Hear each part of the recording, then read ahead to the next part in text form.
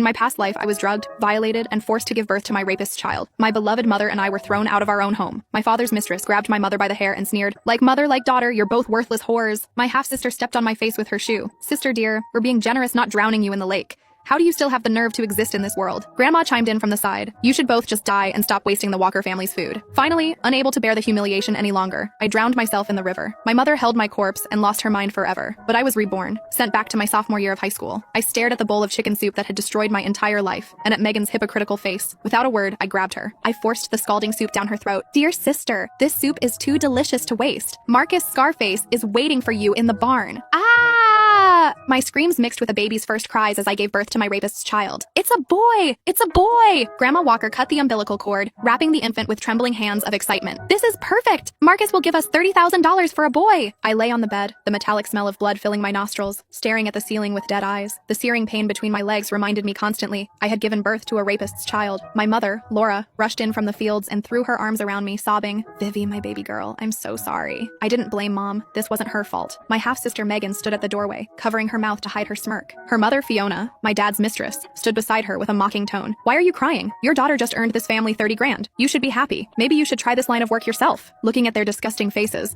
the hatred buried in my heart spread like poison. I forced my broken body to the doorway and slapped Fiona across the face. "You people will get what's coming to you." Fiona clutched her cheek and shoved Megan forward. "They're bullying your mother. Throw these bitches out." I had no strength left after giving birth. Mom was chronically weak from years of malnutrition. We couldn't fight back against Fiona and Megan. They threw us out the front door. My father, John Walker, was out exchanging the bastard child for cash from Marcus Scarface Johnson, completely ignoring us. Mom and I hit the ground hard. Fiona grabbed Mom's hair viciously. "Like mother, like daughter, you're both whores." Megan stepped on my face with her shoe. "Sister dear, we're being generous, not drowning you in the lake. How do you still have the nerve to exist?" Grandma Walker washed her scissors by the well, muttering, "You should both just die already and stop wasting the Walker family's food." They each spat on us before going inside and slamming the door. Mom and I were cast out just like that. Fiona was my dad's mistress. Dad brought her home right after Mom got pregnant with me. She gave birth to Megan, and they've lived with us ever since. One big twisted family. I walked barefoot along the riverbank, remembering the scene from 10 months ago when Megan set her trap. I had been doing homework when she brought me a bowl of chicken soup. "Sis, take a break and have some soup." Megan's smile was so bright. I thought she'd finally grown a conscience and wanted to be a real sister. Warmth flickered in my heart. "Thanks, Megan." I took the soup and drank it without hesitation, missing the cunning gleam in her eyes. I didn't wake up until I felt someone moving on top of me. Marcus Scarface